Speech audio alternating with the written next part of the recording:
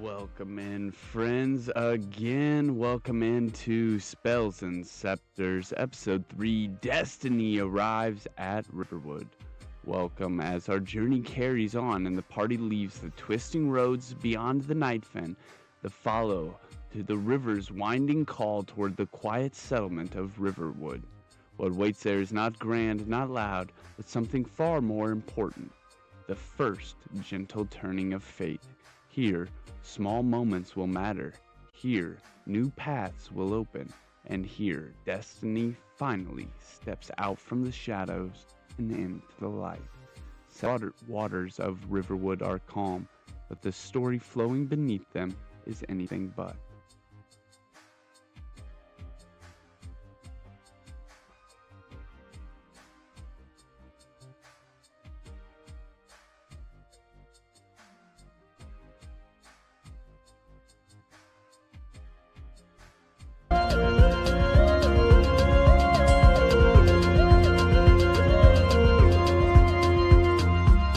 Before the world knew flame or fate, before the sanctum raised its gate, a dragon wandered tired and worn through misty skies of silver morn.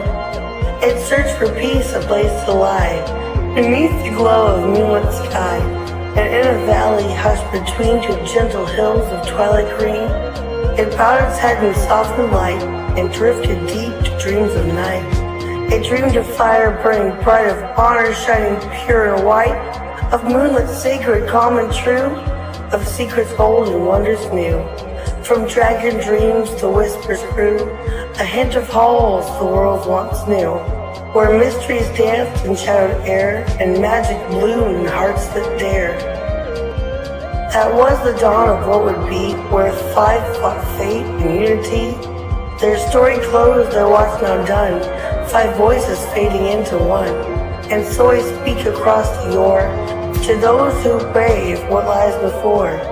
Oh, hero born of flame or field, of moonlit craft or truth concealed, step forth, past revealed. Come soon, your fate unsealed. For now the sanctum stirs to see what new made legends you will be. The dragon breathes the dream once more, a calling through the ancient door. Here before the past is through, the tale now waits to open you. Take clues I've left and missed and do. Seek what is hidden, chase what's true. For the sanctum keeps its promise still.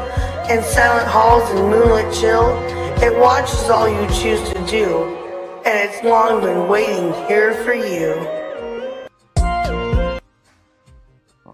Alrighty, which is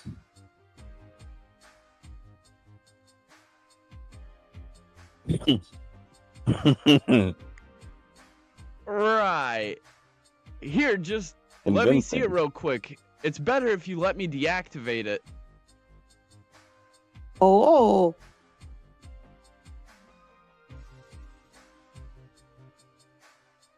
Deactivate it? Yes, so it doesn't try to hex you every time you pick it up. Oh. Would that not leave it useless? Wouldn't it just be a fancy rock? Make a history check if you'd like.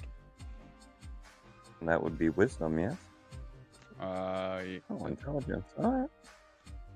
Do believe so. You're not too familiar with cursed items, but it would make sense that somehow in some shape or form a shadow lexicon would need to carry this around without it going off in their pocket. Some way to pin the grenade.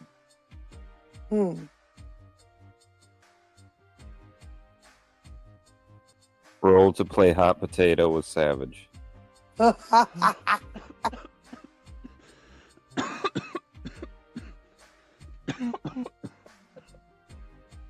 It's almost like it was meant for me, but you don't have to go and snatch it. It's almost like I was just trying to help This the brother guy out, man. does not look like a shadow lexicon user. You guys living around this world, you would know that Shadow Lexicon stick to the shadows. They hide, they lurk, they plot, they plan. They're wise, cunning, efficient wizards. This guy does not meet any of those requirements. He was lurking slightly. Okay, he was lurking, and he does have some. That's between you guys, real play out. He did shadow step, and he does have an advanced shadow step. Mm-hmm. So he's got some shadow type. He's got some shadow type stuff going on. Any opposed to playing hot potato altogether? Ooh, I don't know if I could handle holding onto the thing. And then what if you guys had to save me? 3 out of 4 is a win. Would that fucking squish me if you threw it at me? Good point. Yeah, would you be able to grab it? Okay, so us three play hot potato. It's about the size of her. Oh, holy hell. Are you strong? Are you ready? She's only like a foot tall. This thing's like definitely like at least 6 inches in diameter. I don't know if it'll play well with me. I'm just not sure. I could try, but y'all better come save me if something happens. This guy's still got his hand out as if he's offering for you to give it to him to deactivate it. Or to... Yeah, but what if we do and he's all like, "Ha! I have the power, fools!" I don't think it's that powerful of a magic item, but Shadow Sense said this guy was lame, and if it even said that was lame, he probably means it's not that of a bad person. So I'm down to just give it to him, and worst case scenario, he gets hers, and we get rid of the rock. Right. I think it'd be better We if just all of kick us his wouldn't have body to in the risk bushes. something to hold on to it. And if he wants to risk something, then let him. Either he risks something or he does deactivate it. Yeah, I'm in. May I flip a coin with the stranger? I don't want it to be straightforward. Hey, just one thing? Can one thing be straightforward? Yeah, can I bump into Jimbo's back to make him like stumble and let him drop the rock into the guy's hand? No, because then Accidentally shove him I'll just in the give him the correct way? rock. I will reluctantly obey your rules. Yeah, let's just Okay, not rules, sir. you go to hand the rock forward to him, and his hand is out, and you turn your hand over and drop it down, and he quickly moves his hand out of the way. The rock smacks to the ground. He unhinges his sword in like a single motion, faster than your eyes can even track. Your eyes are down at the ground looking at the rock. You're like, what the fuck? Why'd he let it drop? You look back at him, and this sword is in like a full arc, already swinging downwards. The tip of it, ting, hits against the top of it. A resonance rings out, and you see the sigil on it shifts upside down. So like the points where the giant arcing zigzags over-arced the top of this, what appeared to be like a set of jaws, like a Venus flytrap, is now basically upside down on its head. He cursed rock now? sheaths his blade, reaches down, picks it up, and he kind of does a similar form where he's holding it out exactly as he intended to receive, and he looks at you, and then his eyes flicker to savage, and then he looks back at you, and he goes, "Which one of you is faster?" Oh. What's your Probably speed not. stat, Cloud?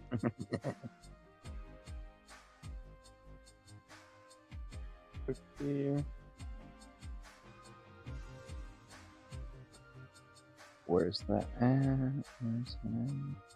I think we don't have our speeds written down. Could we do? We never did speed, remember? Yeah. Oh yeah, I think we did skip over speed.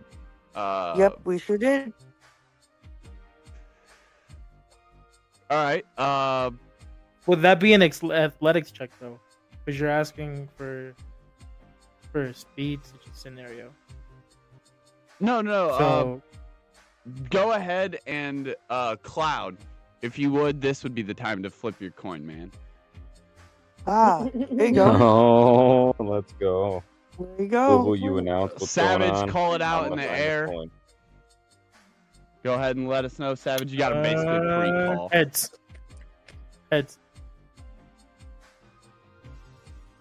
He is grabbing his coin to flip. He's so excited. He like scurried off. He's like Okay, I got it. sprinting out of the special room one. on all fours. Where's my coin? No, just one flip. He called heads. Flip it. 'Cause you're the flipper. Flipper, I barely know her. It was heads. Damn. Let's go! So you guys both are standing there. He asks, which one of you is faster? Both of you pick up on the inclination, your hand swiping with as much speed as you can, the air screeching as it splits, your fingertips literally a fingertip's length ahead of Cloud's as they both meet in the middle. Both of your guys' cold spots that you have clash together, and your hands now have the stuck condition. The orb once again drops to the ground as he just let it go.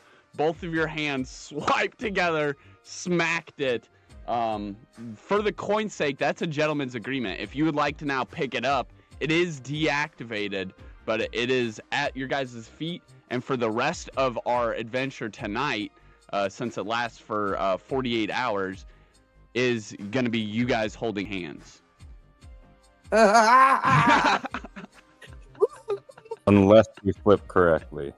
If not, wink, wink, all for it. Oh, come on now. So that's up to you guys. I know you guys already hashed out the rock, but this is up to you guys. Role play it out what you want to do. Your hands are now under the stuck status affliction. Well, I guess we're buddies now. Man. So before palms get sweaty, what you thinking on what to do about this? Why'd you have to go and grab the rock again? Heimdal is like bursting in laughter in the background. He's like, negative forces attract, you see? And he's like, just like laughing in the background. Can I give him a stare back? Can I give him like the toaster's like, nobody asked you. Like, not say it, but just The side stare eye. at him. The side eye. Yeah. Yeah. So, is it still my turn? Whose turn is it? Yeah, Who's it's rocking? open initiative. You guys can role play out to do whatever you would like. It is between you guys to decide what you want to do. Can I do a strength check to see if I can like pry our hands open, like away from each other? Just pull hard you- enough. I see how you feel. You can, but it requires magical focus, and you don't have anything you can actually focus with yet. It is not a strength to dispel. Mm. Can I still slam our hands down, but Jimbo's hand, like aiming at the ground, just slam it against the rock? Yeah. To like be like, Okay. get off my hand, get off. And just Yeah. every time I say that, it's his hand, the top of his hand is slamming against the rock he wanted so much. And then you guys could have Schnur get off of Cloud's shoulder and be like floating next to him holding his hand. And then she could also be holding Solaris's hand, and you guys could walk like the Wizard of Oz. Okay. And just like trot down the road and follow Heimdall. I'm down. So I'm not still up with the falcon in the sky. Huh? Am I still up by the falcon in the sky? Oh yeah, I mean, if you want to be, yeah, you definitely be floating up there. I forgot position-wise where you were. I forgot you went visually up very, very high. But yeah, I guess you're not actually like in that circle surrounding him. You're still up in the sky, floating around with the falcon. Yeah, you can still be up there hanging out with it. Do you want to do a Try to ride the falcon. try Oh, good and question. ride the falcon? Good question. Sure. It's just chilling. It's just doing like circles. It wouldn't be hard to catch up to it, I guess. Yeah, go ahead and make animal handling check. Yeah, go for it. This thing's huge, by the way. Like it appeared almost like a dragon at first. Damn.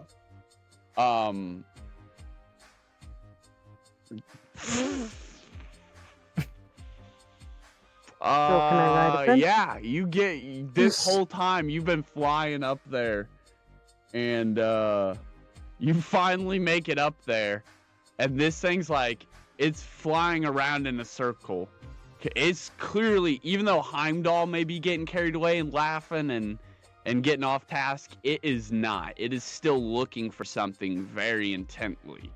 But it would probably have no objection at this point if you perched upon like the back of its wings there and it just like flew with it as it keeps doing these laps.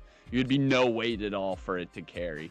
It could probably carry this whole party and Heimdal with his armor. It's like massive. A big fucking falcon. Probably one of the biggest birds in this world. Actually, I guess the griffin is the biggest, but I don't know if a griffin's actually a bird, technically. Yeah, I don't know. This thing's fucking big, though. So it's like my little homie now. No. You don't. You You didn't didn't tame the bird. It Right. It just No, doesn't- I it's didn't not gonna name it, buck but you I'm going off. on adventures with it. You're not friends, but I'm not sure if you are friends.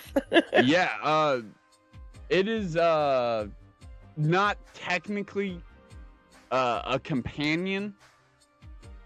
Heimdal is basically just following this thing as it's looking for this hero. But it is Oh, so they're not technically friends either. Heimdal's. Oh, okay. essentially you just took a little like a hitchhike ride on the bird. While And we I go to like this. look around from the high ground and like get a view of the rest of the area. Yeah, you could. Go ahead and Neat. I'll just incorporate that into your 19-year-old since you're up there on the falcon looking around. So it'd be like how well you're stabilized on the falcon, things like that for the animal handling. Yeah, it's very far in the distance, even farther now than it seemed at first. The forest is lurking very, very far away now. The path that you guys have been walking on, the covered greenland that is on the sides of it, these big, huge hills that from one side of Ray is from, and from the other side of you and Jimbo just ventured in from. But along this path, continuing the opposite way, just up ahead, it seems some of these trees have been carved out, and there is a small little camp with what appears to be these short but rigid wooden walls, pikes driven into the ground that are strapped together with like sticks and things like that. Around this camp, like on the 4 diagonal corners of it, giving you 4 ways that you could get into this camp. It's very small though. And a couple tents in it, and there are not many birds in the sky. This bird you're on might be one of the only ones brave enough after that real roar that you heard just moments before encountering the wisp.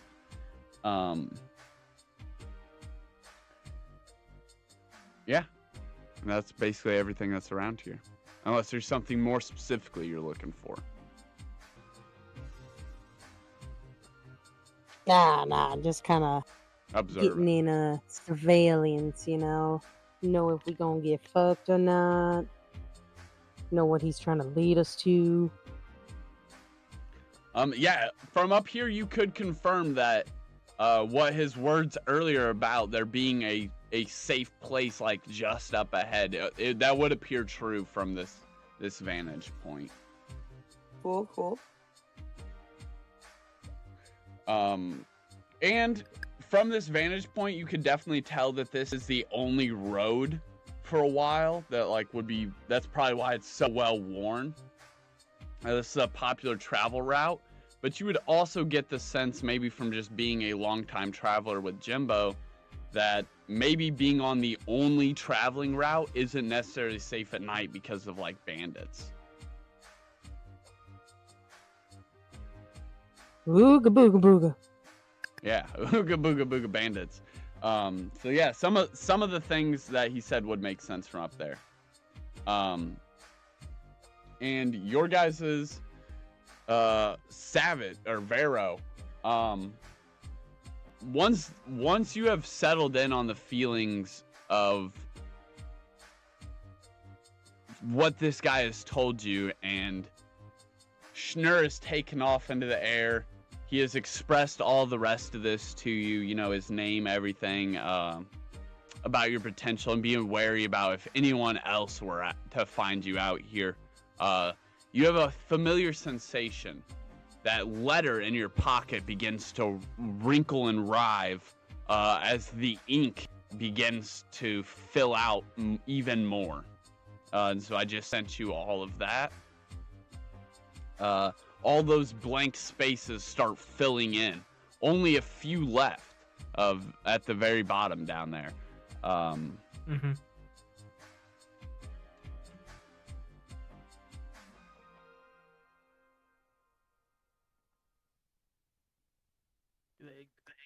Like it starts to like shake in my or move around and yeah, bend and warp as as the ink is trying to get a straight line to write itself in. Okay. Yeah. So when I would honestly be while finishing it's doing that while I'm still cleaning this lantern, making sure it's all good. I feel it. I let go. I sense the lantern can levitate. I let go of the lantern, let it levitate by itself. Let go of the wisp, and while trying to make sure I'm the only one that could see it, just peer open. At the bottom, I read what's new in that letter, and I just close. I cover it back up. I double I just tap it it's like 2 taps, as if I'm a little bit more relieved, but more intrigued and more interested in finding out more. All right. Yeah, everything that it just I sent you basically becomes knowledge to your character now. Okay. And then now that you guys are all settled in, Heimdal takes you down just a brief journey down this trail, maybe 20-30 minutes on foot. And you guys would arrive at this small encampment that Schnur seen from up on the Eagle. Jimbo, as you're down there walking, Schnur would be still up on this Eagle flying, or this falcon. And you would probably be looking for her. You'd be like, wait, where'd she go? She's still up there in the sky? And just about this time that you're thinking this, the emotional connection that you and Schnur have, the falcon would pick up on, and it swoops down, and with its talons it picks you up, and the scene from Lord of the Rings, it carries you off. Well, I'm dangling. Yeah, and you're flying up there with them too. And the never-ending story theme starts playing in the background. We all sing along. And Heimdal looks over at you, Savage, and he goes, Magic answers have a frightening degree, don't you think?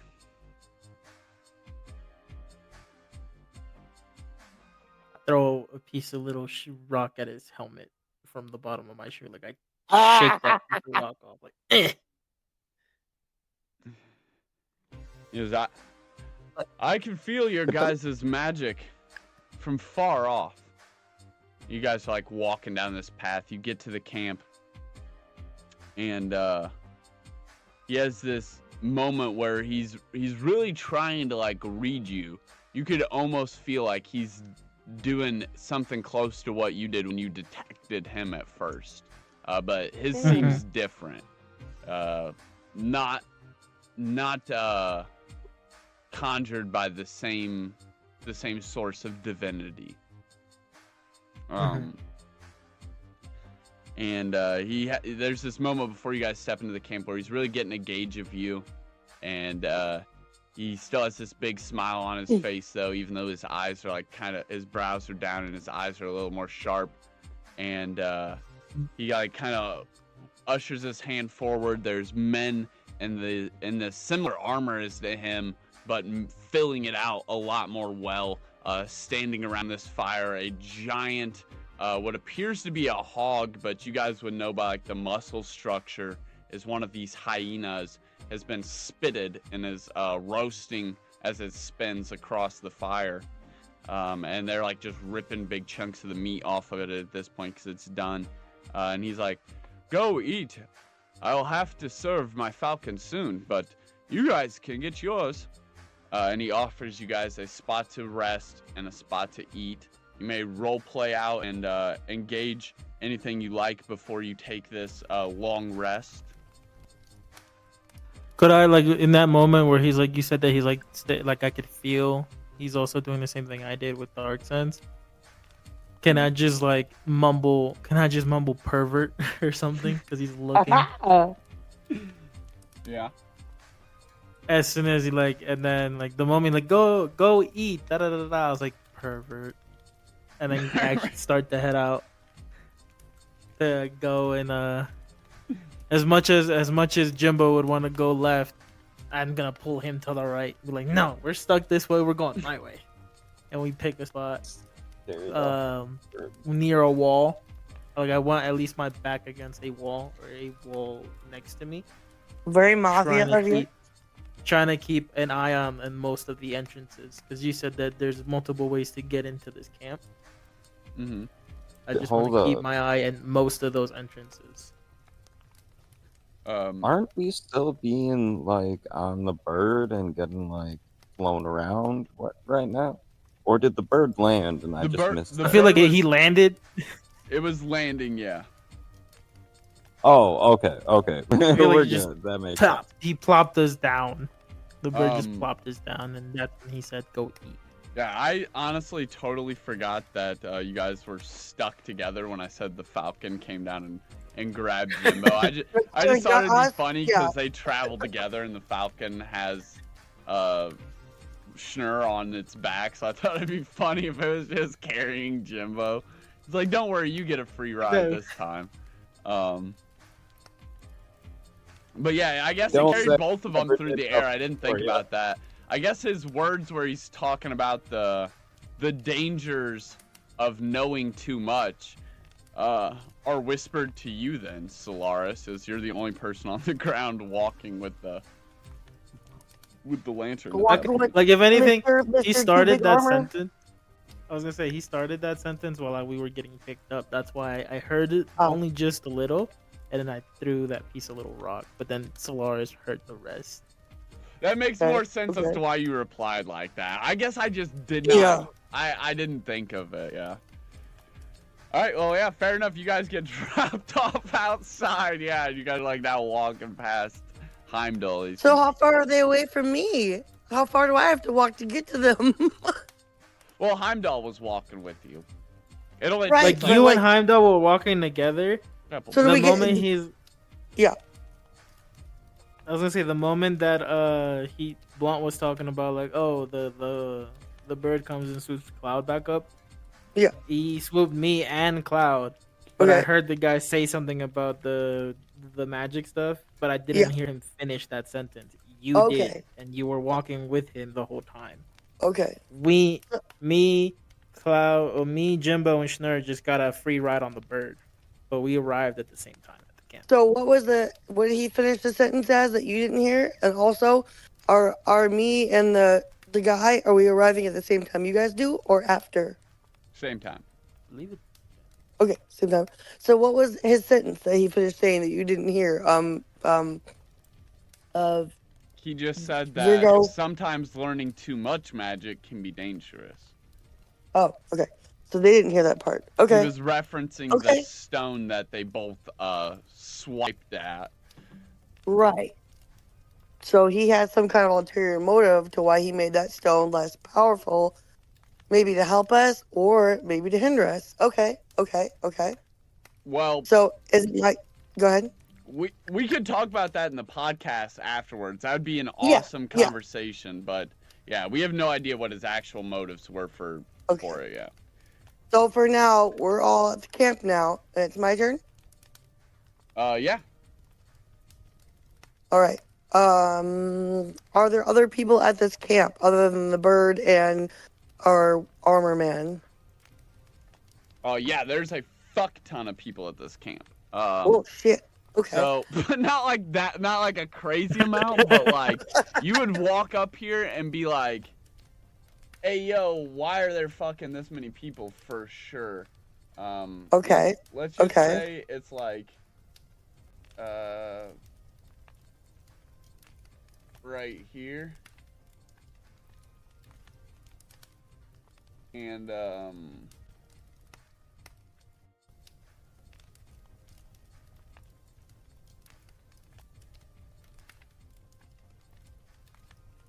we don't really need it on a battle map, because you guys are literally just going to roleplay and then get a long rest. But essentially, that's the camp. There's a tent here, one here, one here, and one here, so that the backs of them are protecting this innermost circle where the food's at, where everyone's gathered around. Got it. Got So it. Yeah. So It's now like we're a just giant chocolate we're chip all- cookie. we're all already it does. A really interesting one. So now But we're that's all just coming for you into to this. visualize the layout. Sorry, there's not actually a battle map for this place. It's just a resting stop for you guys to feel like the setting is toned down a little bit. So we're all arriving at the spot at the same time, and we're just role playing it since we're like coming into camp. Yep. Okay. All right. Well then. So me and Weird Dude are walking. He said, sometimes too much magic is dangerous, and I'm gonna say, I suppose I agree with you. I'm not really familiar too much with magic. A lot of stuff that's happened on our trip has been quite interesting, and it's been a lot of a learning process. Thank you so much for having all of our friends here and inviting us for dinner. We certainly needed it. I'm glad we could make friends along the way. The biggest burly looking guy most of them look clean and cut and filling out this armor nice. One of them has a big scraggly beard. His skin is a green you haven't seen, and his teeth are really weird. One of them pointing out of his lip, like bulging almost like a mandible. And he laughs as you say this. He's like, "Ooh, you hear that, Heimdal? They're calling you the weird guy. I heard." And the helmet like smacks into the back of his head as he like leans his head looking down. Outrageous. You are rude, sir. Maybe you're weird.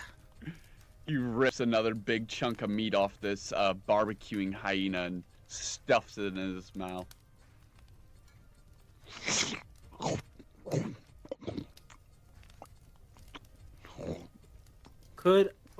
Since we're eating, could I get a big enough piece, but then ration it out and put it in my bag? Yeah. Go ahead and put I'll say there's so much here that if each of you wanted to, you could take away 3 portions of this barbecued hyena meat. Cool. I've been We're gonna add spelling that in our hyena thing. like H-I-H or H-I-G-H-E, HY, sir. HY. not because I don't know how the fuck to spell hyena, but HYENA. oh yeah, that looks good. Yeah. Hyena barbecue ration, 3 of them. I'd say there's about 3 of them. 3 each? Okay. Yeah. 12 of you, 10 of them. This thing's probably about like 40 portions. Yeah. Yeah. Yeah, it strangely doesn't taste like hyena. It tastes like deer or something very gamey, but not like what you would think. They got some spices on there. Or it's old. Or it's fresh. Do they have any drinks, or do they have like meat? Do they have alcohol? Do they have water? What do they have as refreshments? It doesn't look like they have anything readily available. I guess you would probably have to ask.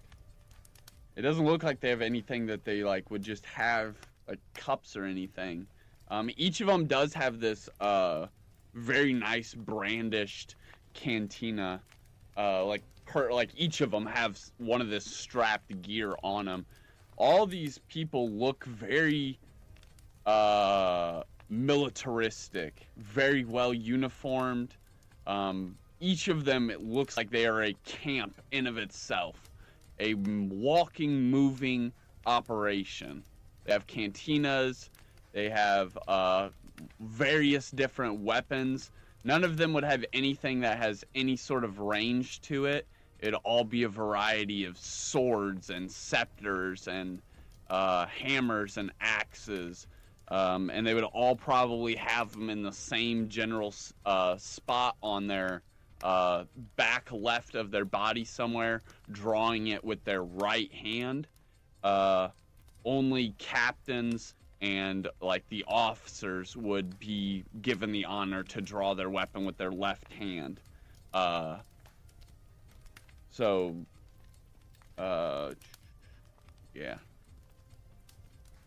Could I possibly? Because Heimdal right now is what, like he's talking to his other companions or something like that right now. Yeah, he ripped off a huge chunk of this thigh of the hyena and went and threw it out in the field. There's a pan laying there. He threw it out there. Okay. And the falcon is ripping this up, and he seems to have saved like a jerky stick's worth for himself that he's eating on as he pours his cantina into a pan beside that, or some sort of dish type thing, some piece of metal or bowl or something. Then I go through my bag, I grab a cup and my little flask. Could I shadow step with that cup and flask in my hand? Shadow step, like literally just right next to him or behind him to like just scare him a bit and just like, hey, where's your water? Yeah. Ooh. You intimidate him for a moment.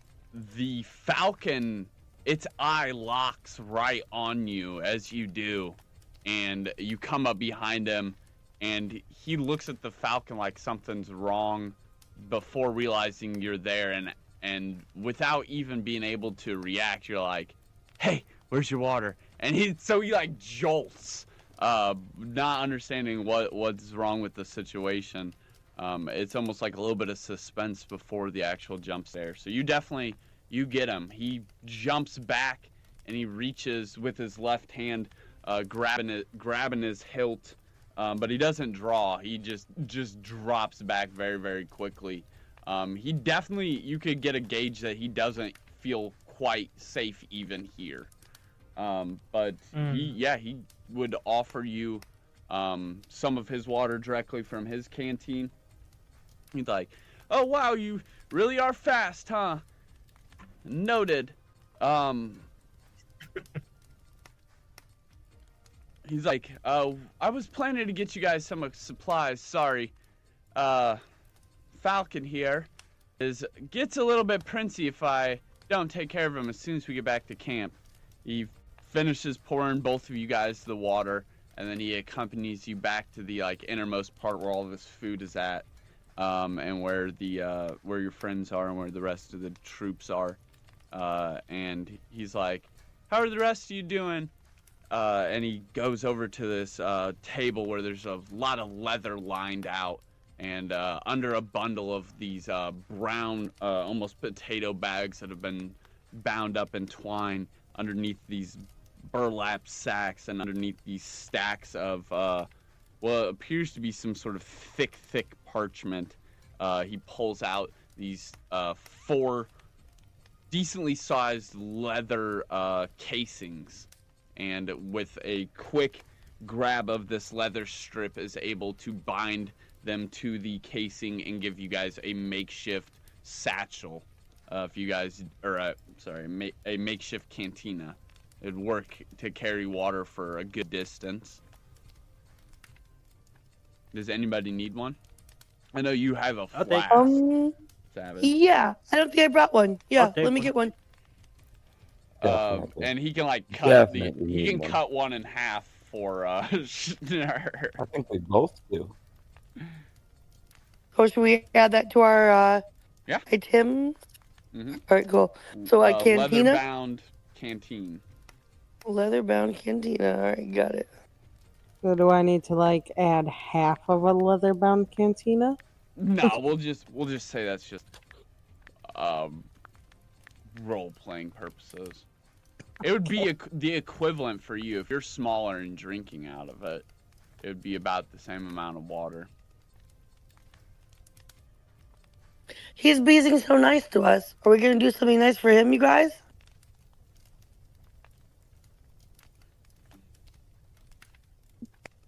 One can try. All right. You just don't know what it is until. Okay. You know what it is. No, I don't know yet. Yeah, you're right. The food has all been consumed, and it is scrumptious, and now you guys have gotten these leather-bound satchels. He has sat down beside this fire. Now is one of the brief moments where there will be a little bit of peace. And he's like, "You're looking to pay me back? How about a tale? Tell me, travelers, where do you come in from?" And there's these logs scattered around the fire. You guys could easily pull up a seat next to and spin him a yarn, tell him a tale, as payment for this niceness.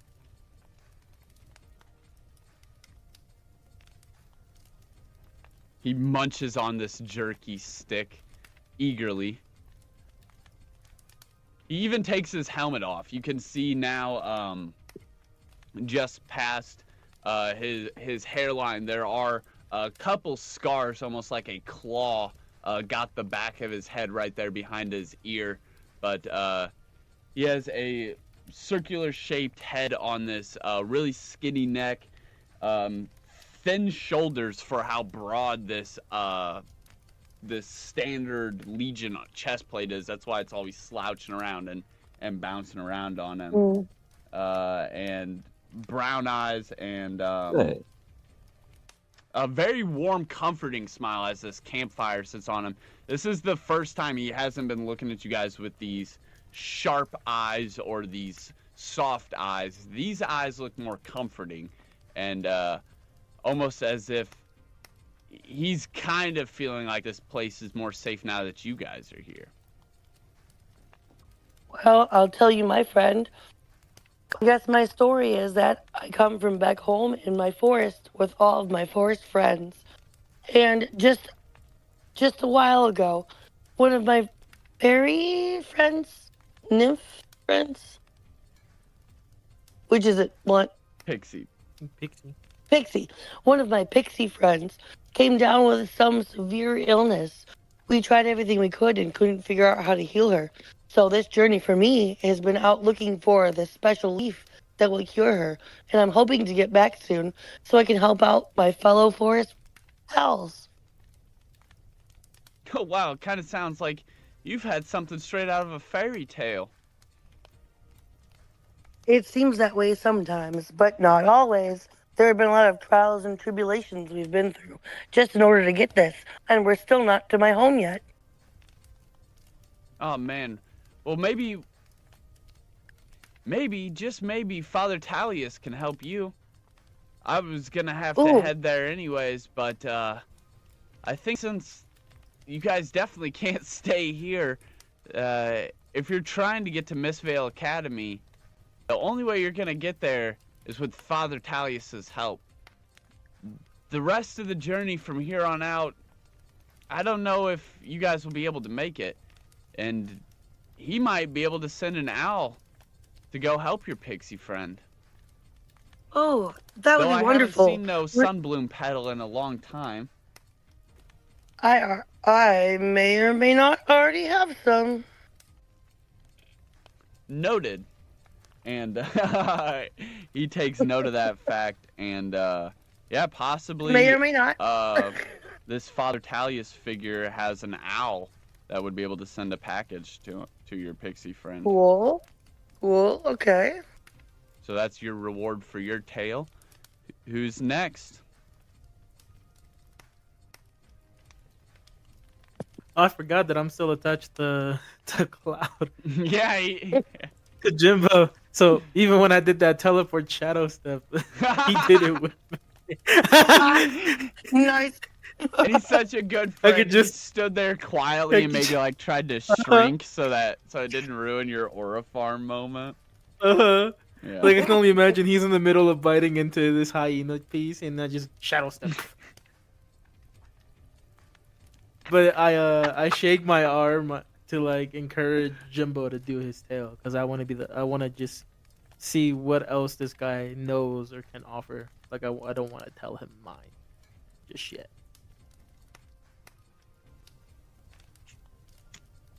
Well, I have a lot of tales. But first of all, I have a question, good sir. Running the campfire, being so, what's the word for it? Not enthusiastic. No, okay. Not endearing. What is it? Welcoming? Like good company kind of thing. A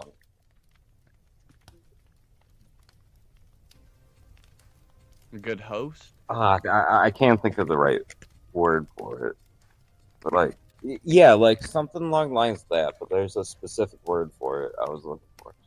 But either way, but because we've been invited by the campfire, and we've all been fed and treated well, I'm more so curious about our leader here. What was your name again, good sir? Heimdal? Heimdal? Yeah, my name's Heimdal. Heimdal. So, what exactly gave you that scar? You said it was from a claw of some sort. Was it from something avian? Well, that's a pretty good guess, my friend. I guess all stories come with a little bit of mystery. Ha! Let's just say you don't get to be the captain of your own night squad without having a couple close encounters. Was it a mystical bird, perhaps? It appears to have 4 claws on the top and 1 around the back, almost like a hand. I think we may have seen a similar creature on our journeys. Oh. I might be wrong. They come few and far between. Most people think you'd never seen them if you say you've seen them. But if you've seen them, you've seen them. Okay, They're okay. vicious. I love this game. And he like pulls his sword out and slams it into the ground. And he goes, "On my oath as a knight, You tell me what this creature is, and I'll tell you the creature that did this. And he points to the scars on the back of his head. He seems over ecstatic as you're talking about this new mysterious creature. Yeah, yeah, yeah. Over here in the background is come.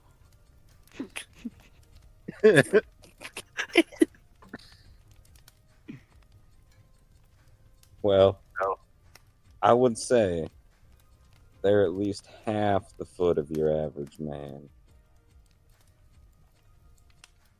And, you know, they do make some good eating if you're lucky enough to get them.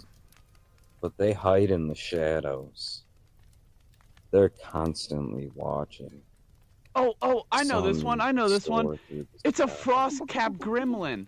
And off in the distance, you hear some of the tree leaves rustling, and you hear a little whispering in the trees as the wind picks up.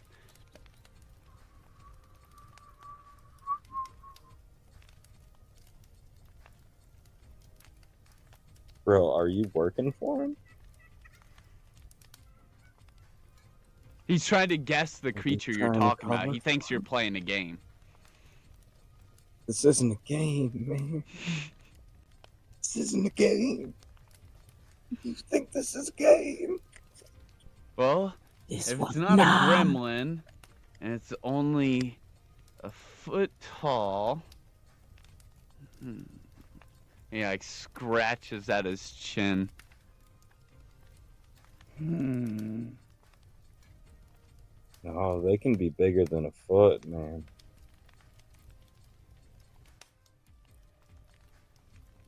Biggest one ever recorded, probably about 60 pounds. Claws the size of a velociraptor. Oh! The wingspan of an eagle. Really, really bad at flying, but that doesn't matter because they still got the bat force of a freaking, whatchamacallit, baseball player. I know what that is. That's a tricky one. You're talking about an arkling that got bit and turned into a werewolf. It's called an arc wolf. In the distance, you hear static charging.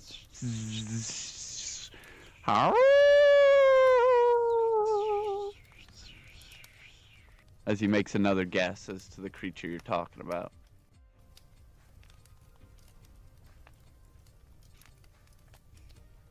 Immediately understands we're not talking about the same creature. Rolls investigation check on environment. Oh, Go ahead, roll. D20 intelligence, right? Yeah. Investigation. Mm-hmm.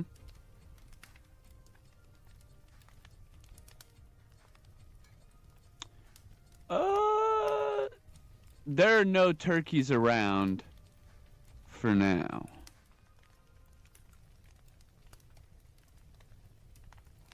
So then we've just been traveling together and having a great time, looking for the great cheese and trying to decimate turkey kind because that is, I know they're not really talked about too much, but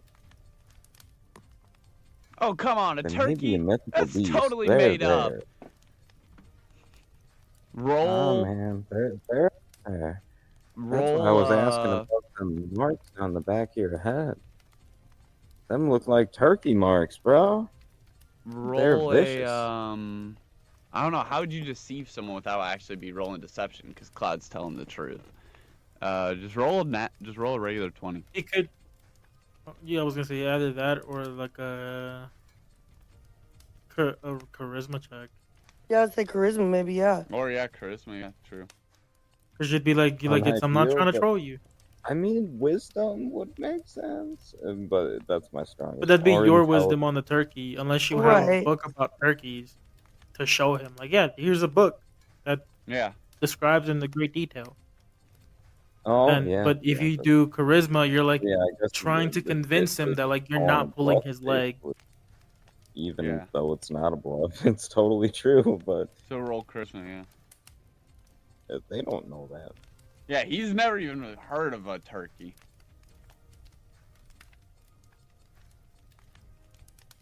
But come on, how do you know that much about something like that? He Without knows a knowing lot nothing. about creatures too. This one's mythical, though. He goes, This all is right, like finding noted. unicorn. This whole thing, this wasn't from no turkey, son. I've wrestled with wyverns, and I've slayed a couple in my time. Right now, I'm looking for a little payback, actually. Our old captain got taken out by one, and we heard its nest is around here. We figured if it was gonna kill him and eat him, it'd bring him back here. That's why we're posted up here and searching out in all directions. North, and he points to one end of the camp.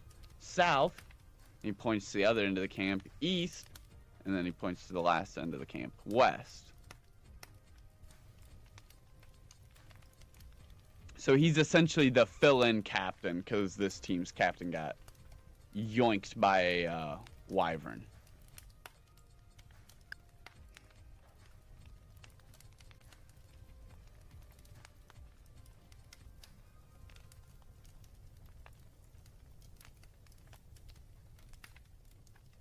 Could you elaborate upon the topic? It's probably best not to talk about it around the men. They'll get pretty worked up. And you don't want to see Yosef when he gets worked up. The big green guy that's still eating, he like turns his head. He's like, "Hmm?" And he raises an eyebrow, questioning why his name was mentioned, almost. And then they continue eating. But yeah, you got your thing was knowledge, so you got it. Does anyone else want to share their tale around the campfire?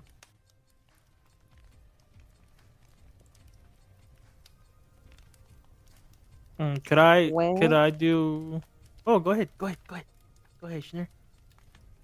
Oh, I was just gonna say, like, it's all for the cheese, man. You ever hear of the great cheese? Oh yeah, Gotta find the cheese great is cheese. great. And Yosef's head like turns even more. You can see some drool coming down the side of his cheeks, his jowls. So where the cheese at in this bitch? I see you got meat, but like, Heimdal seems like almost in a state of terror. His faces went like pale. As you're mentioning a type of food he does not know how to supply the men with right now. And he's like, I heard there's some great cheese in the city. I mean, some top tier cheesemakers. And as he says the word cheese again, Yosef's like full body is just turned. He's enveloped in this conversation. He doesn't care about the rest of what everyone was talking about, but food, now you got the big guy's attention. He's listening too. And he goes, "Go on, little one. Tell us the story of this great cheese." well, as far as I can remember back, there was always this big old wheel of cheese, and like, always been in all my dreams, my nightmares, my thoughts. It's just there. There's cheese, man. So I gotta try all the cheese, but there's a great cheese out there, and I know it's there. And we're gonna find it. I know we're gonna find it. Oh, Yosef feels the same way about bacon, little one. And he like pats on his belly. He's like, "We haven't had bacon in many weeks, Heimdal." And he pats on his belly harder and harder.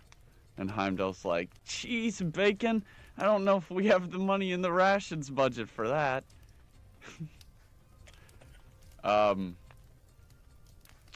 He hands you a ration slip though. This slip can be turned in any militaristic compound that is under the rule or order of the Legion, which there is a couple in the city that you're going to, and you could turn it in for whatever food of that value you want. This will get you basically a whole wheel of cheese. Fuck yeah. He's like, you still have a while to go before you get to the city, but this will hold you over, and keep hope in your heart until you get there. The cheese is out there. And Yosef starts pounding on his belly louder like a drum. It's making a beat that he walks off to, and he's like, that might be the only smart thing you've ever said, Heimdal. The cheese is out there. And he's like pounding on his belly as he laughs and walks away. He's finally full, it appears.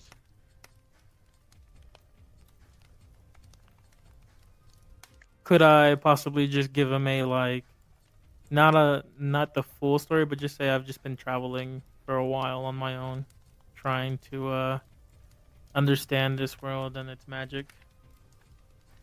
And I'm very interested in how this what was the old man's name that he said? Father Tallius. Like how would Father Tallius be the only way to get through? Like what's so great about this Father Tallius to him?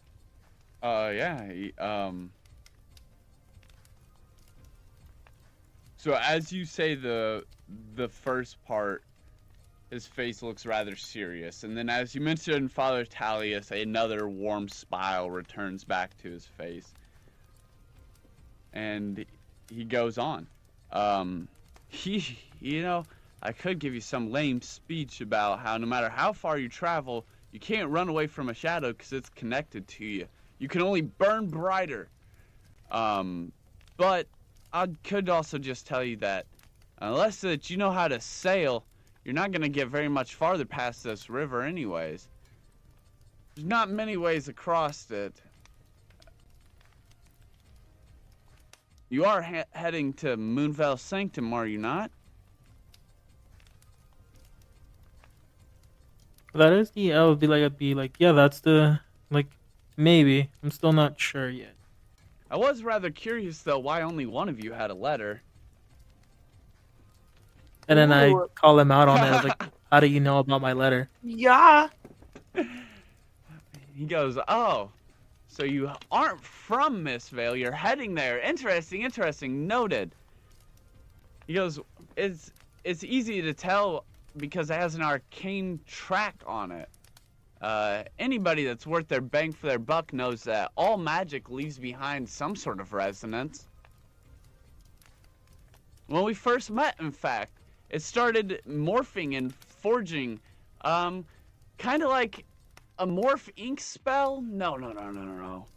A decipher spell with ink. Can I literally while he keeps talking, can I get really close up to him and just ask him again? Like, while he's talking, like, how do you know about my letter? He just told you it's leaving a magical resonance. But not the type of spell that was used. That's what I'm talking about. But the spell is on like, it. He can tell. Oh. He can tell like what the spell is. He's smart enough to know like what.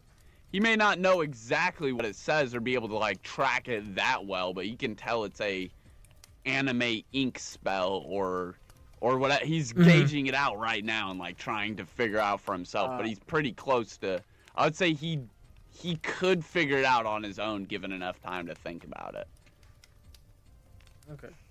It's not uncommon for higher level wizards to just know detect magic.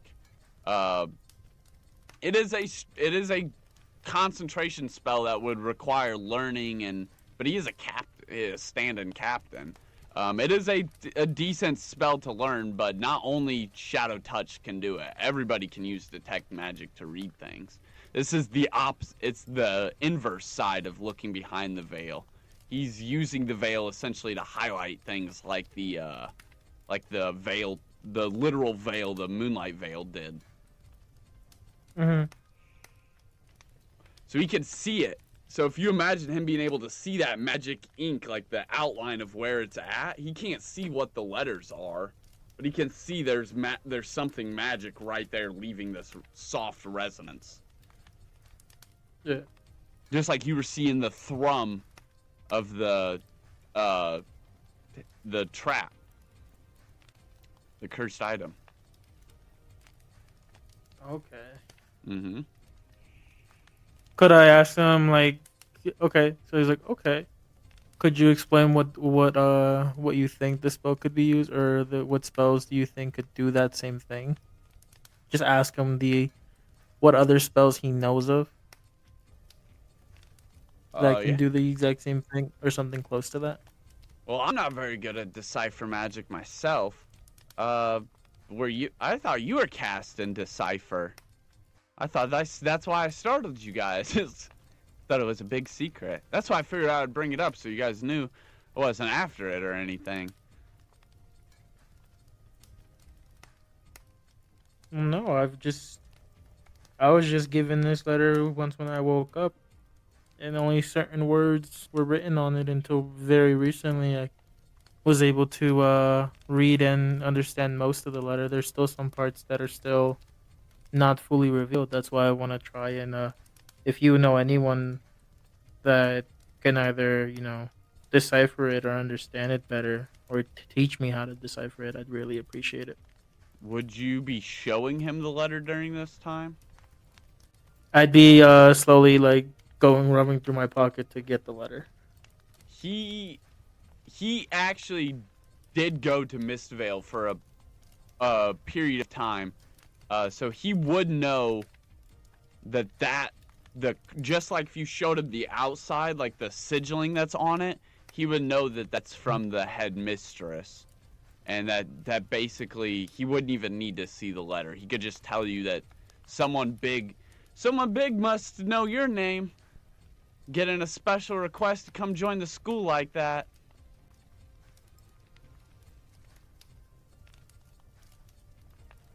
I just sit there looking at the sigil and I'm like, thank you, I appreciate it.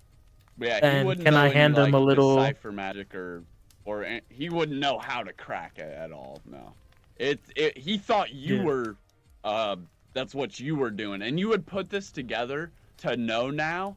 Maybe that's why he ushered you along so quickly, as he's seen how like startled you were, and maybe he thinks you're like first years that are like trying to get to the castle. Mm-hmm. Or people that maybe haven't even been initiated yet.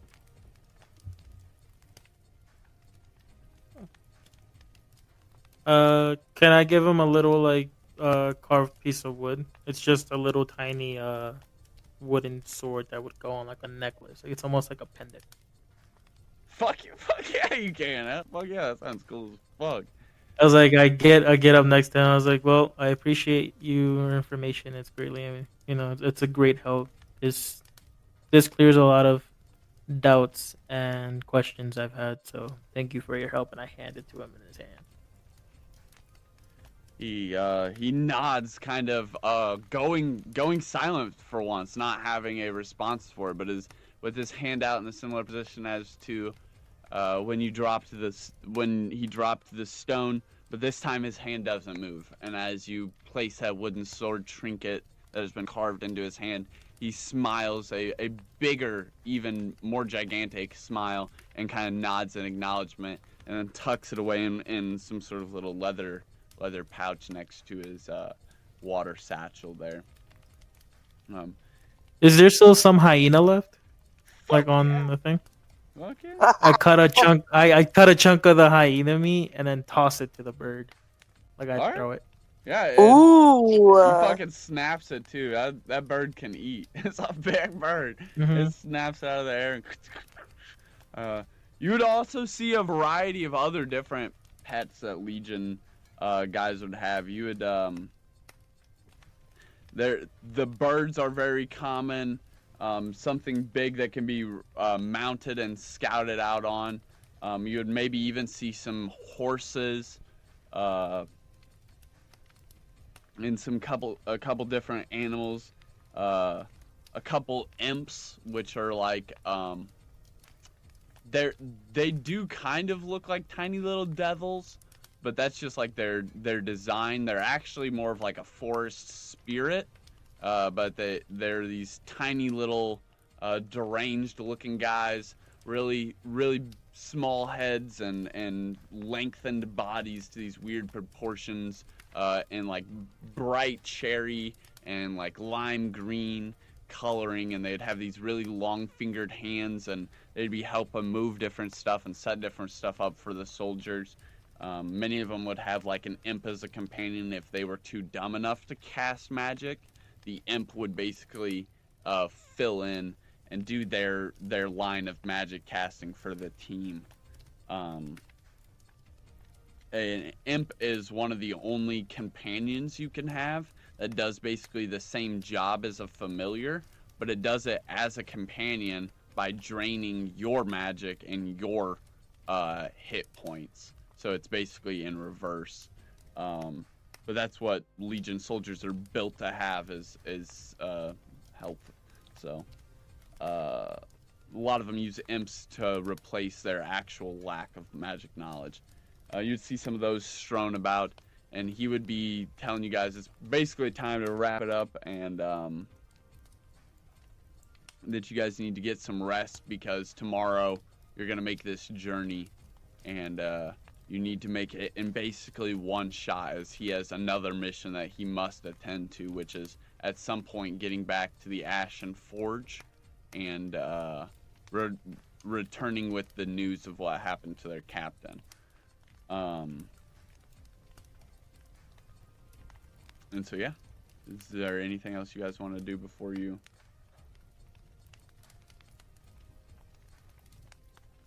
I don't think so. Be thankful. That's about it, I think. All right. Well, then you guys finish eating and you guys get some rest. You all benefit from a full rest, so your spell slots and cantrip slots are replenished, refreshed. And you guys all have rations for this journey ahead. And it is quite the journey. It is a long walk, but you guys start with a very, very nice pace. And this day it seems to be getting colder, so it's not too hot. You guys push forward and forward, passing small shrines that are built for different travelers and different boards posting jobs and warnings of bandits and all kinds of things. The trees seem to fade into a little bit of a different color before into a lighter brown before disappearing altogether, and into this big field area where you can see grain and crops growing as high as could be, which is a huge change for the scenery, but more importantly for Ray and Jimbo, because you guys as heralds, you haven't seen healthy ecosystems in a while. Like there were some trees back there, and like it was kind of like scattered around as the path, but as you go back that way, the ecosystems get less and less and less healthy. So this is your first sign of like neutral ground again, since you guys have left wherever you came in from into the forest scene. And so this is a nice sign to see grains and fields of prospering life. You'd see rodents scurrying about, birds overhead again, looking for these rodents that are running through the fields. You might even see a prairie dog popping its head up and looking around, snickering to itself as you guys are walking.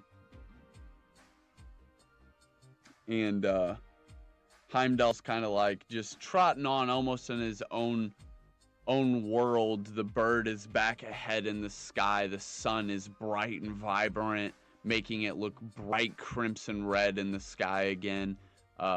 Most of the Legion troops are tracking very, very far behind you guys as they're basically picking up the entire camp, knocking down the walls, destroying all the structure that was there, picking everything up. And then they're maybe like an entire half-day journey behind you guys, but walking the same path. And you guys are all directly behind Heimdal, and he's up in front. The Falcon even farther ahead of that. soaring ahead in the sunlight as you guys pass these shrines and these different built structures that pay tribute and homage to people and different things that have happened in the lands around here. But all of that ends as the forest breaks, and there's this huge field surrounded by another huge field and even more huge fields on basically every side. It turns into basically rural Illinois. It goes all flat, fields everywhere, beans, corn, wheat, all kinds of beautiful lands as these hills begin to bend again and arch into these giant crescent hills, much like the ones from the meadows that Solaris is from. And then you guys come up upon another shrine, which you guys haven't seen one since you broke into this area of fields, but hill after hill after hill reveals one off in the distance, and it becomes closer and closer and closer and closer. But it's going to be just off on the left side. These big, huge stones that have been erected almost like the giant letter A, but instead of there being a line in the middle, there is some sort of tree structure, its roots wrapping around the stones, keeping them from collapsing. And at the very bottom, there's some sort of like glowing light. But this is very, very far off in the distance, maybe by like 400, 500 feet. Pretty far out there as you guys are walking past. But Heimdal stops for the first time. This pace that has been slowly slowing as if you are pulling back home, and he stops and looks briefly over his shoulder at this shrine. You guys are just steps behind him.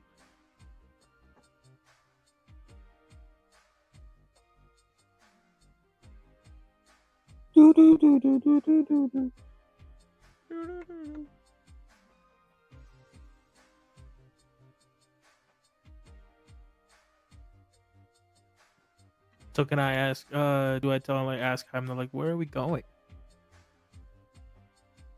He goes, yeah, I guess I wasn't too clear about that, huh? Well, we've arrived. Now we just kind of gotta wait. He's just looking at this structure off in the distance of these two rectangular pillars of stone that are almost leaning over into each other, but separated by this tree that has its roots and wrapping around them. So what is this that's like glowing in the distance here? It kind of looks like some sort of bonfire. Small, at the foot of the tree that's holding these two stone pillars apart. Up on a raised platform, by the way. This isn't just like on the ground. This is like up on a raised platform, a built up shrine, almost as like a couple different layers that form out like steps as it expands downwards and outwards. So is there anything as per like a particular landmark upon the hills, or any sort of markings on the stones? I know you said the letter A, right?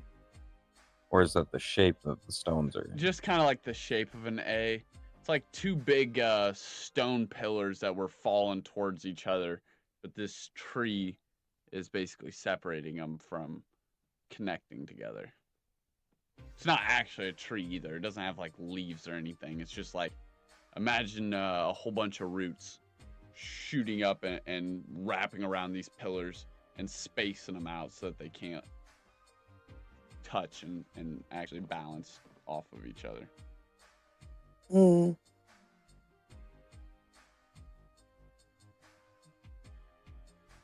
So is this safe to like cross? Is this... That actually, from the look of how Heimdal has stopped here, that might be where he's been heading. He's just waiting here for the troops that are behind you guys.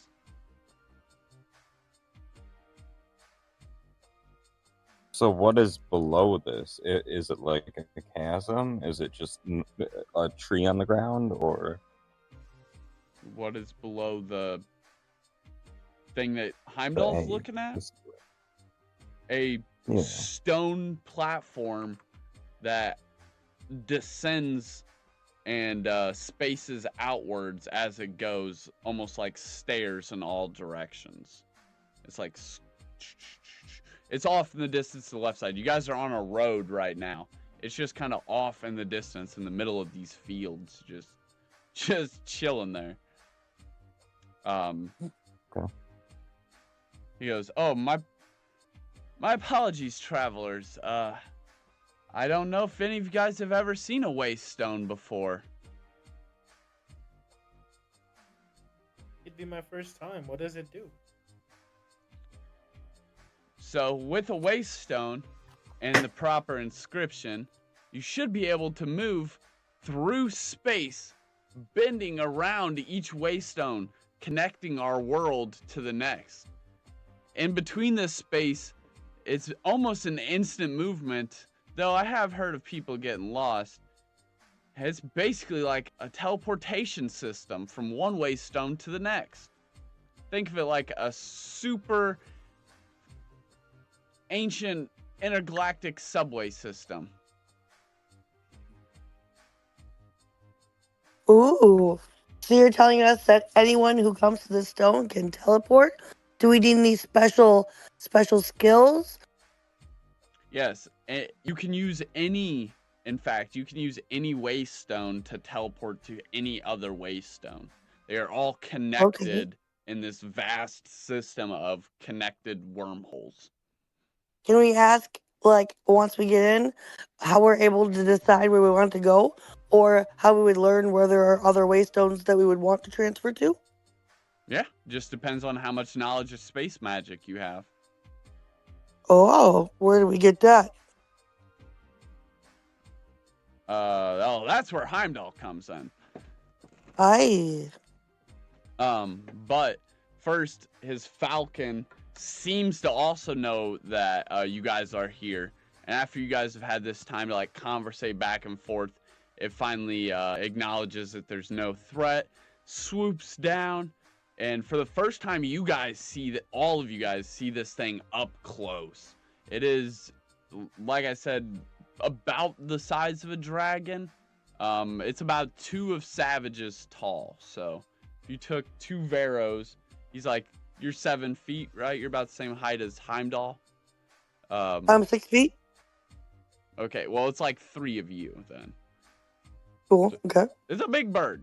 This thing lands, and it dwarfs Heimdal himself. Like, all of you guys could probably ride on this bird's back. And he's like, he just looks at the bird and he's like, well, thanks, Falcon. You did really great. And he wraps up a scroll and tucks it in between this little leather binding on the Falcon's leg. And he's like, you stay here and deliver word back to them. I'll be back soon, okay? And the Falcon just kind of like nods its head, like it's not sure if it should be letting Heimdal call the shots, but then finally flies back up into the sky and appears to be circling again, waiting, loyal and on point of its duties as always. And it appears that he's going to leave a message here for the Falcon to give to the troops when they catch up, and he's going to take you guys to this waste stone, and y'all are going to teleport to go see this Father Talius. Sweet. everybody knows that the bird is the word? The bird. The bird is the word. So you guys make your way through this waist-high field of wheat. It's an amber gold. It should have been plucked weeks ago, but everyone in this area has been quite busy. With the expansions and searches and everything that's been going on just outside the borders of this land. Protecting this land has kept all the farmers busy as they've had to go into these battles. And this golden wheat surrounds you guys as you walk forward towards this waste stone. These stairs on all sides encapsulating to a growing pyramid, a platform base that's probably about 5-6 feet off the ground, with 2 giant rectangular stone pillars that look like they were falling and about to clash together before this big warping bundle of roots or massive vines has twisted up into the shape of a tree. All of its roofs and branches branching out and wrapping around and halting these 2 pillars from colliding together. A giant pan of gold harnessing this bonfire at the foot. And it is pretty big as you guys get closer and closer to it. This pan of gold is like 6 feet in circumference. Like from the middle of it outwards about 3 feet. So yeah, like 6 feet in diameter. A huge gold dish that this bonfire is burning in. And as you go up each step, it's like, have any of you guys ever traveled by Waystone before? We have not. No, I haven't. We have not. I don't think so. Nah. He's like, oh, this is going to be so much fun. All right. But when we get on the other side, you have to tell me what you saw. And he pushes Cloud in the back. Cloud, you stumble forward, about to fall into this fire, but you don't even have to roll. You can stop yourself. You stop just like a foot short of this golden pan as the fire whisks back and forth in it. It looks like it's like whisking back and forth like a pendulum swing, back and forth before it leaps out into a pillar of fire. It jumps up into an arch that bends, and it lands in a circumference around you. It separates you and Savage, but the fire, it doesn't burn. Savage, you can feel your arm is getting pulled on by what feels like a lot of wind, like a bunch of wind whipping around in one direction, like standing in front of a very, very high-powered fan. But as it pulls Cloud in, it is taking you and Schnurr in one like huge swoosh. And that leaves just Solaris and Heimdal. And he kind of like points his hand forward and smiles at you like, are you gonna jump in there, or do you need a push too?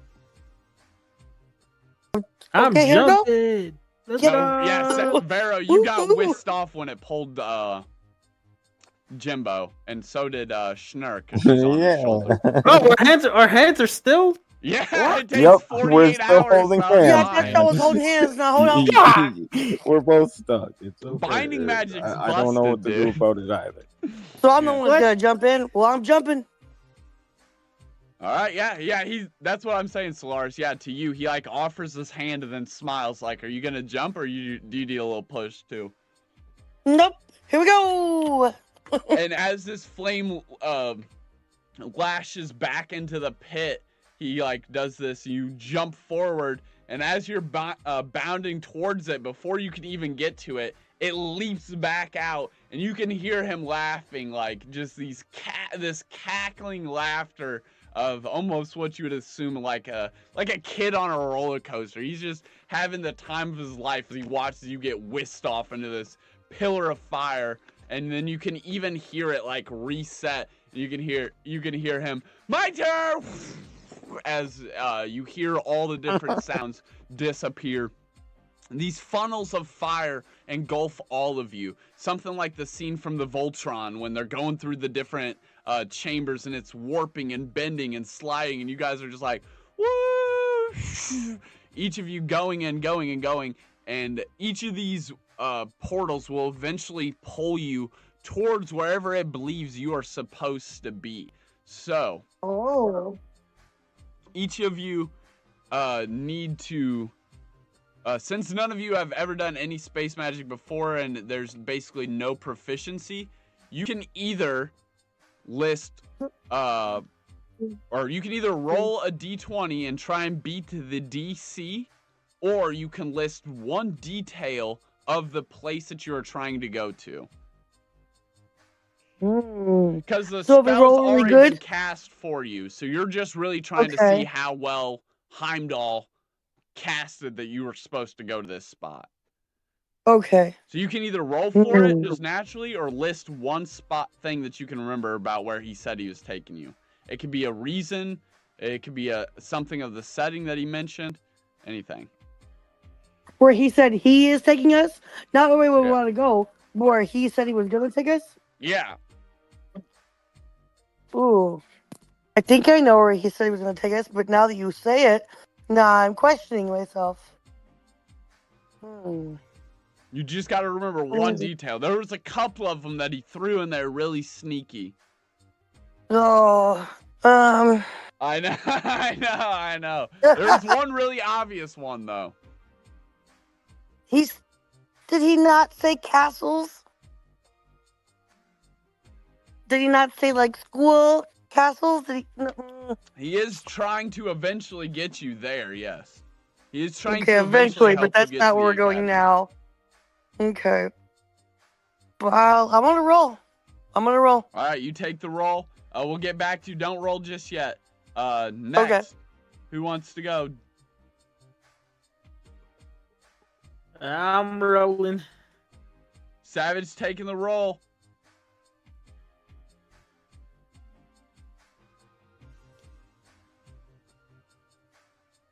Jimbo, Schnurr, what are y'all doing? Y'all gonna envision it, or are you guys gonna roll?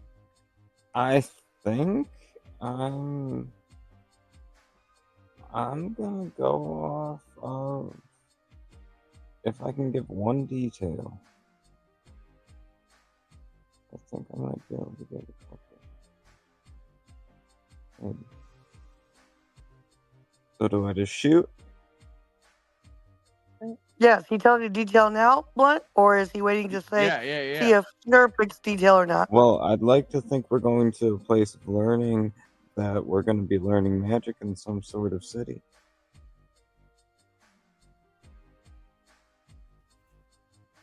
All right. Okay, Schnurr, what you choose?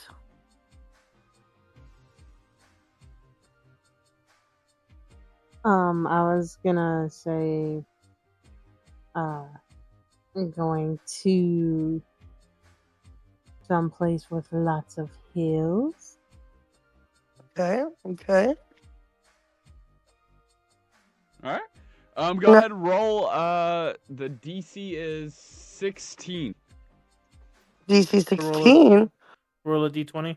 Yep. Oh, okay. You can, I was gonna be like, what's the history modifier? We'll do history. Yeah, because you're technically trying to make a history check. You're trying to remember one thing where he said he was taking you. all right, so I'll Okay, roll and then- I'll look at my history because I still haven't gotten the hang of how to do it all together. Okay. At advantage or disadvantage? Oh, why does it say Just regular, hold on. flat. Regular. Okay, so I got 5.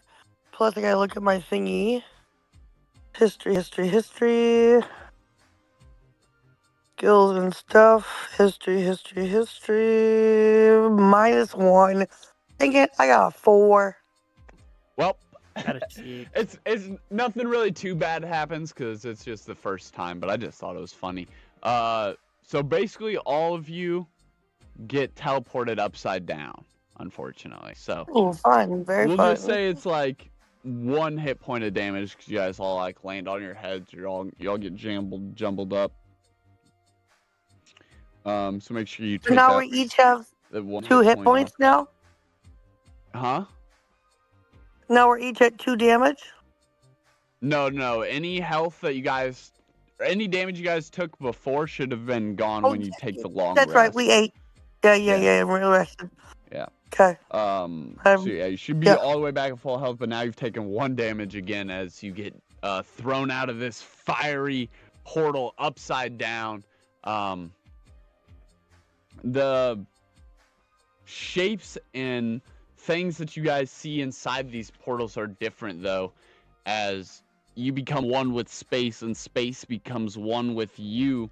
It's trying to figure out where you're supposed to be and where you want to be, kind of like Solaris said. And as you guys go back and forth on this balance beam, and it seems that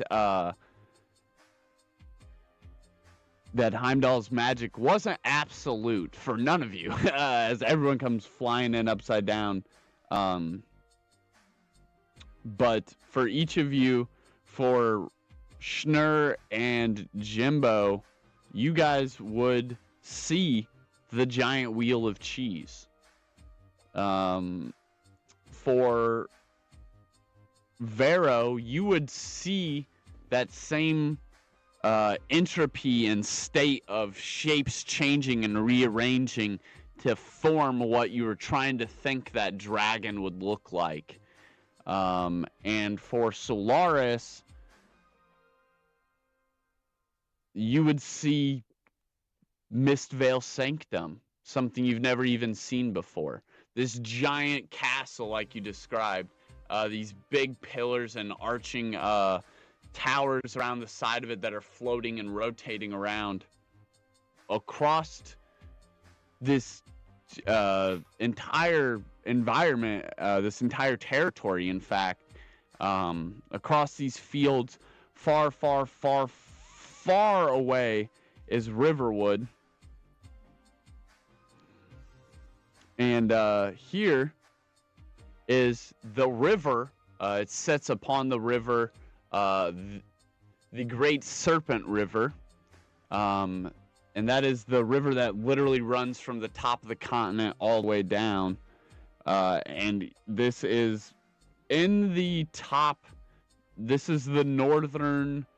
This is the southernmost point of the Northern Territory.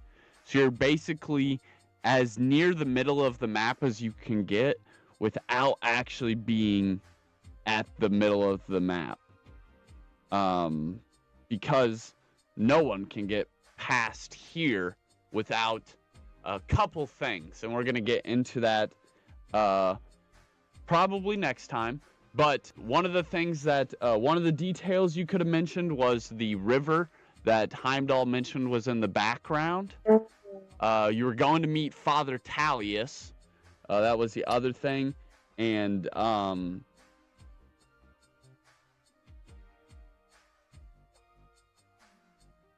and then he said that you can go from one waystone to another. So you could have said that you're going to the other waystone. So there was a couple things in there, but it was a little tricky. It was kind of hidden in there. I was just looking for anything you guys could think about where you were physically going was the question, was what you envisioned. As that is what a lot of magic relies on, is how you envision it, how creative you are with it. And anyways, this, as you come out of this waystone, this one appears like a giant tree, a mangrove tree, in fact, one that has these giant bushy green lush top on it, this big beautiful canopy that looks like a half dome that has similar wrapping root-like body to it that spans out and stretches into this awesome spread of roots that go down over top of this stone, seeming to look like almost like water, you know, working its way into all the cracks, working its way down as the stone slopes and comes to a similar gold dish. This stone halfway encapsulating an entire side of it, and basically acting as a firewall. And you guys get spit out of this flame one after the other.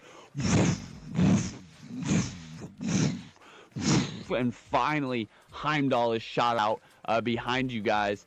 And as you pick yourselves up to your feet, you would see on the horizon, there's this beautiful stretching out village sat upon the river, big water mills turning and dumping water, powering the city, big stones of magic and pieces of protection and arcane ruins scattered over these stone arches that leap across the city not really supporting the bridges, but running alongside of them in unison, with these giant, huge ruins sketched into them. As the city and all these different industrial buildings that are built onto the river expand and stretch out, you see houses and community life, and the first ever sign of like other people. Since you guys have been on this journey, it has been a long time since you've seen these huge communities of people, like an actual village or anything like this. And it stretches out into these townhouses and family houses, and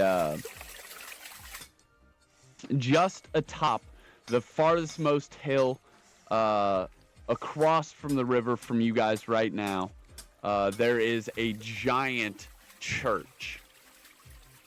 Heimdal's like, and Father Talius is just up ahead. And he points at the giant church. This white marbled building with this dark oak surrounding the frame, the etched in pieces, as these big marble arches stand over the side of it. This huge giant cross of marble at the front of it. A giant, massive building etched with these really fine-looking windows compared to the rest of the village. Whoa. We're not Quite in a Kansas sight. anymore, Toto. I agree. This is quite a sight. I've never seen anything like this. And could I hold Morph? Morph, look, Morph. Yeah, tell him, show him. Civilization. And it starts like Yay. bouncing around and going a little crazy, almost like it can sense the magic in this place. It is like Ooh. bouncing and writhing energetically. How about you guys? Have you seen anything like this either? As you guys are looking around with your eyes, Jimbo and Schnurr, just kind of a little bit down the hill from where you guys are right now, before you get to the bridge, there is a giant, I wouldn't say a giant, because these buildings are all rather pretty small, but there is a pretty decent sized cheese cobbler. Whoa. Or cheesemaker, where Heimdal did promise you guys would be able to use that rations ticket. Well, I'll be damned. Let's roll. It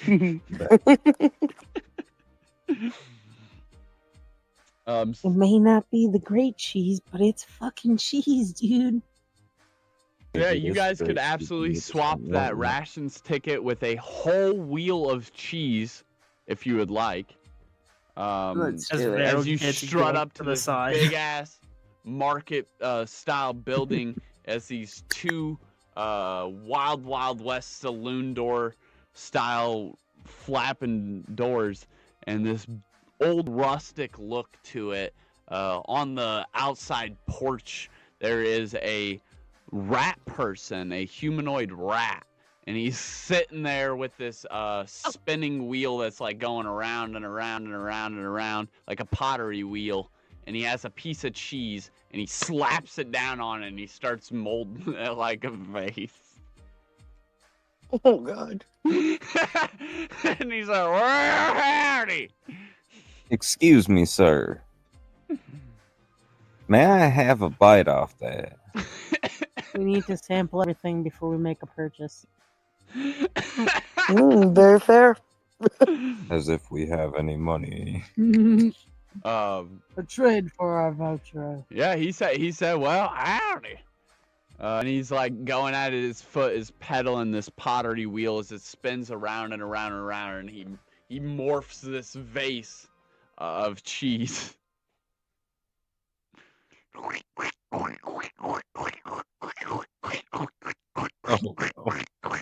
As his hands sloppily go up and down this That's cheesy... what good cheese sounds like. Huh? That's what this Mhm. cheese sounds like. Well, Sensual. it's becoming liquidated as his hands But he morph has some and hot hands. congeal it into this fast spinning mound. Toasty fingers. How do you think cheese is made? I Not don't like think that. Jesus- Not No, yet. this guy's like he's got a pottery wheel and he's like doing pottery with cheese. He's Don't artist. judge him. Well, I thought it would be like a. I like hard Oh. cheese though, not soft cheese. How my do you think fucking cheese is cheese. made? Oh shit! He's not making cheese. He's just making pottery with cheese. Oh. Can we get Like some instead of fine clay or china? mud, he's using cheese fondue or mozzarella. Some fine Yeah. cheese, if you may. You can't do that with He's a fondue, rat. He man. loves cheese and he's Oh, got God. hobbies. Oh, you'd have to add so much flour. You could functionally make it happen, but you'd have to do a lot of chemical processing to that cheese. Oh, So would no. you like a Ain't no would you like chemicals, a it's wheel called of magic. cheese? He will definitely take that claim voucher. Well, And hang on now. Okay, so how much cheese is it? it's a wheel of cheese, a large wheel. But like Put how big? LG, Okay. Yeah, a large wheel of cheese. It's pretty big. Like large to than you me in this- or large Oh yeah, you definitely to wouldn't be able to Jimbo? carry. I mean, like He's gonna make like an you actual carry wheel it of cheese. anyway. Cheese is like 50, Now, fucking 80 pounds. how many years has this cheese been aged? I was Really? hoping you wouldn't ask that. I These made are it. important I questions. made it myself this morning. Nope. Very fresh, but too fresh. I need it to be years old. I'm thinking like your finest, like 10-year aged cheese. And I prefer a sharp white cheddar. Ooh, yes. There shucks.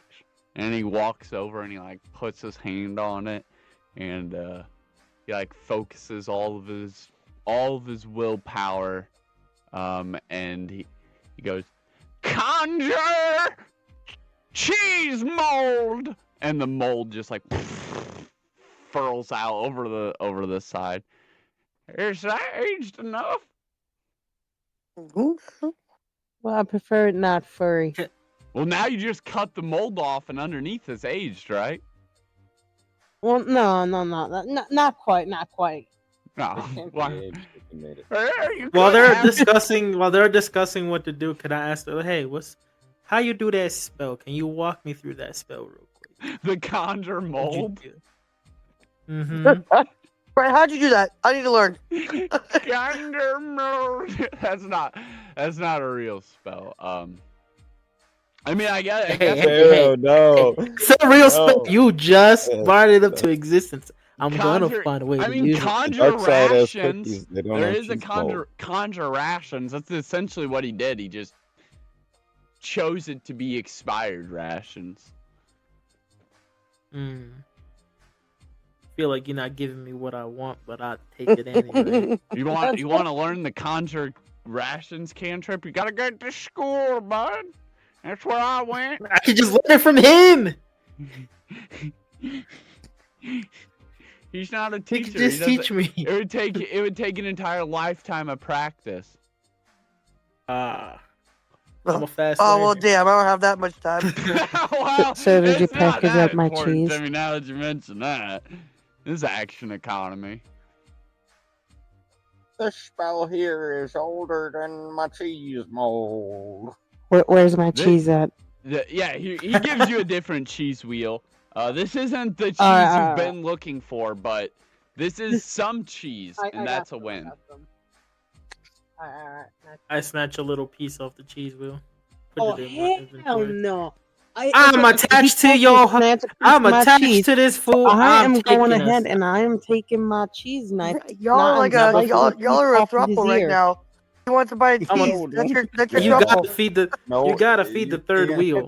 No. Yup, But he didn't the ask, third, he just the said third cheese that wheel. It's a piece of his ear missing. Okay, Savage.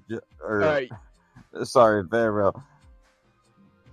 She takes these things very seriously. I've almost lost a finger IRL to some cheese. I'm on the same page. I'd bite So your fingers you off lose with part teeth of too. I your don't even know ear. ya. Can I do sleight of hand Yeah. Yeah, to there's take a slice piece of off cheese that cutter to cheese? your ear. Savage, who Vero tries to get sneaky and his hand creeps towards the cheese, but seeing that he is physically attached to Jimbo and that Schnur is peeking over top of Jimbo's shoulder already, there is no way Vero is going to get away with that cheese sneakily, so he decides against. You guys then would make your way across this bridge, these ruins on the side of it, on these giant arches made of the same white marble stone of the church arches. These ruins glow bright blue as you walk past them, starting at the bottom of the arch, crescendoing up it, and then following it down as you walk past each arch. One after the other, these blue, vibrant glows welcome you across this river. And Heimdal leads you further down Riverwood's innermost part, past all these odds and end looking buildings. There is all kinds of stuff that could be looted in this, not looted, purchased or found in this village. Time to pillage. Awesome spot to remember for when you do have the ability to waste stone. You could always waste stone back here. But yes, you continue through this village and up the coast of this river on the bank and to the hill that sets atop this giant church. Not giant, it's humble, but very nice looking, very big and bold compared to the rest of the wooden buildings here. These big marble arches, very ornate looking compared to everything else. This giant cross, very ornate looking compared to everything else. And this whole building just seems brighter and lighter than the rest of the city, almost glowing, enamored with hope and light itself. And as you guys get closer and closer up this hill, further and further, you quickly realize you are not the only group that is walking up this hill. There is a group of 3 or 4 to your left, and there is a group of 2 or 3 to your right. And everyone is walking up this hill at the same time, apparently.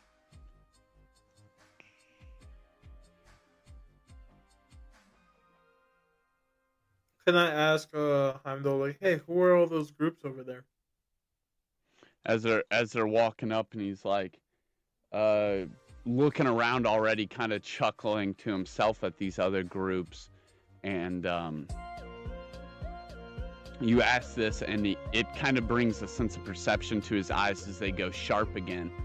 And he goes, well, it seems that we weren't the only ones that were fated to be here. I wonder if that means that you guys were the only ones that needed my help, or if you were the only ones that were fated to meet me. Curious how fate works like that, huh? And he gives you a kind of odd smile.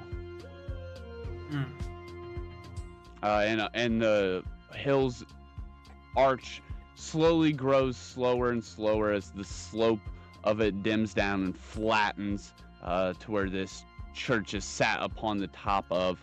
And as this crowd gathers around the front of it, there's now 10, 15 of you guys, all in unison. However, Heimdal's smile kind of almost fades for a second into this blankened stare as he looks across at one person in this crowd particularly. Another person wearing the same exact cut of armor, but again, much like the others, filling it out even more better, and sending there with a sense of pride over the 3 that has accompanied him, or that he has accompanied. Could I try and like give a intimidating posture so Heimdal feels more like I have a good group too? Yeah. Fuck yeah. Roll charisma or intimidation. Sorry. I thought you were trying to charm Heimdal for a second there, but yeah, roll intimidation.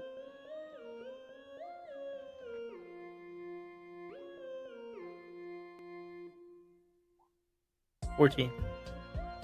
Ooh, Yeah, that's pretty good. Yeah. Okay. He like smiles again, and he like kind of bobs his head a little bit. He's like, And this other guy, though, his helmet doesn't have a guard on it like Heimdall's. The inside is kind of hard to see in, but he is definitely a shadow touched. You can see that dark and purple in the hues of his skin as the light catches inside of it as he looks and notices your intimidating posture. And he definitely smirks too. Whether he's smirking at you or at Heimdall, though, is hard to tell. But he seems to get some sort of gratification knowing there's some other tough people being led here. And then suddenly the doors of this church swing open. And with 2 huge heaves, one from each hinge on either side of these huge doors, the light that's making this place glow becomes ever so evident. This pretty tall old man, he's like 6 feet.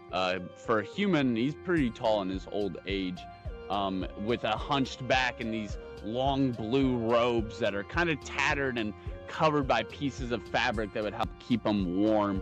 Maybe some browns and greens and just like natural fibrous colors that would be over top of these blue robes, specifically in like his chest area, helping keep him warm.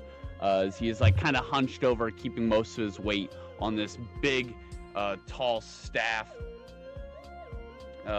He brings you inside. Welcome, his giant staff glowing with this bright, vibrant light.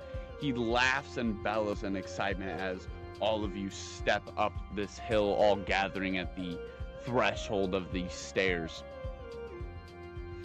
He goes, "It seems fate has brought us a lot this year." And Heimdall smiles ever even brighter seeing this figure. And he even almost goes to call out, but stops himself, realizing that he's not a young recruit no more, but he is a captain now. And so he's not in the spot of excitement that all of you should be, as this figure before you is said to be a guiding light on many young adventurers' journeys. And he has been for many years, even in his old age now. Hello. Guess he'd probably be by the door there somewhere. Hello, Father.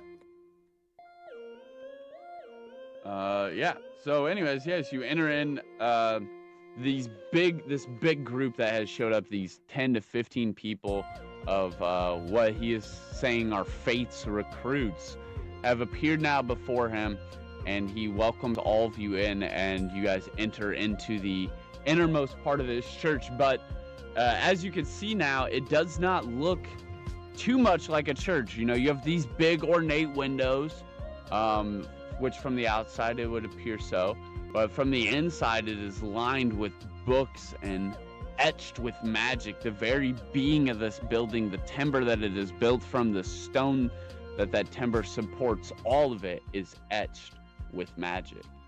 This is what is known as the home of the resistance. So this is where basically everybody that needs a helping hand that other places cannot offer, this is where you would go to get that hope given to you. Cool. The mystery of the future is just ahead. Fate, destiny, prophecy, recruits, magic, and spells all lie ahead as we begin our true journey to Mistvale Sanctum. I'm going to turn it over to Solaris with the thank yous. I would like to say thank you from all of us at the Spells and Scepters cast and crew.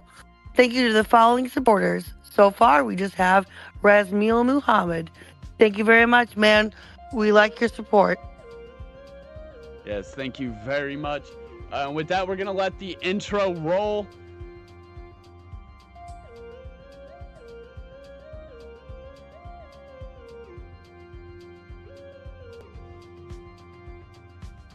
The river quiets, the lanterns dim, and the pole of destiny settles softly around our travelers.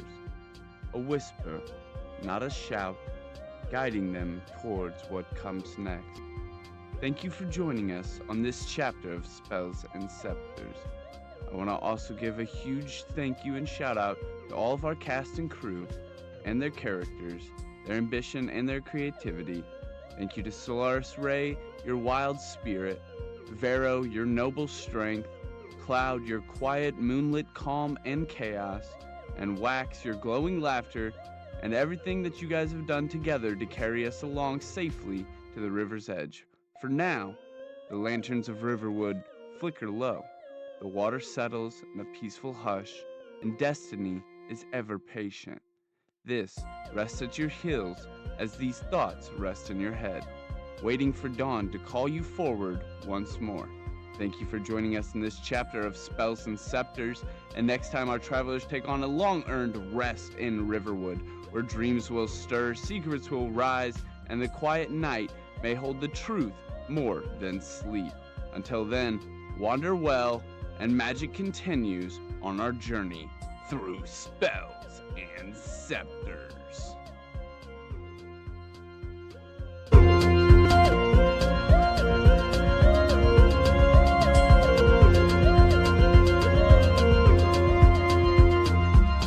Before the world knew flame or fate, before the sanctum raised its gate, a dragon wandered tired and worn through misty skies of silver morn. It searched for peace, a place to lie, beneath the glow of moonlit sky, and in a valley hushed between two gentle hills of twilight green. It bowed its head in softened light, and drifted deep to dreams of night. It dreamed of fire burning bright, of honor shining pure and white, of moonlit sacred, calm and true, of secrets old and wonders new. From dragon dreams the whispers grew, a hint of halls the world once knew, where mysteries danced in shadowed air, and magic bloomed in hearts that dare. That was the dawn of what would be, where five fought fate and unity. Their story closed, their watch now done, five voices fading into one.